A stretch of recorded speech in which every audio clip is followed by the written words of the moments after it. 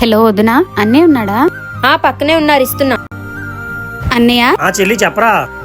అన్నయ్య అదే బావకి స్టూడియో డెవలప్మెంట్ చేయడానికి 1 lakh ఉంటే కావాలంటరా, కొంచెం నీ దగ్గర ఉంటే సెట్ చేయరా. నా దగ్గర కూడా లేవురా. పిల్లలకి బుక్స్ కి స్కూల్ ఫీజు కి డబ్బులు ఎక్కడ సెట్ అవ్వడానికి తిరుగుతున్నాం రా. ఇప్పుడు మా దగ్గర కూడా లేవురా. సరేరా, నేను ఎక్కడైనా ట్రై చేస్తానులే. ఏంటండి మీ చెల్లి స్టూడియో పెట్టడానికి అప్పుడు డబ్బులు ఇచ్చారు, ఇప్పుడేమో డెవలప్ చేయడానికి ఇంకో 1,00,000 రూపాయలు అంటే మన దగ్గర ఎక్కడి నుంచి వస్తాయి డబ్బులు? సర్లే చెప్పాను కదా మన దగ్గర లేవని, ఊరుకో.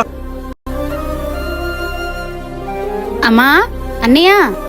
నువ్వేంటే చెప్ప చేయకుండా సడన్ గా ఏం లేదమ్మా, చిన్న పని నుండి వచ్చాను. ఇంతకీ అన్నయ్య ఏడి? లోపడే ఉన్నాడమ్మా. రే మీ చెల్లి వచ్చిందిరా. అదేంటండి డబ్బులు లేవన్నా ఇంటికి వస్తుంది? పద వెళ్ళి చూద్దాం. బాగున్నా వదినా? అదేంట్రా ఎంత సడన్ గా వచ్చా? ఏం లేదన్యా, ఇందాక స్కూల్ పిల్లల కోసం డబ్బులు అడిగావు కదా, బుక్స్ కవి సెట్ అవ్వలేదని, అది ఇద్దామని వచ్చాను. అదేంట్రా నీ దగ్గర అమౌంట్ లేవన్నావు కదా, ఎక్కడికి? ఇంట్లో కొంచెం గోల్డ్ ఉంటే తాకట్టు పెట్టి ఎక్స్ట్రా అమౌంట్ తెచ్చానన్యా.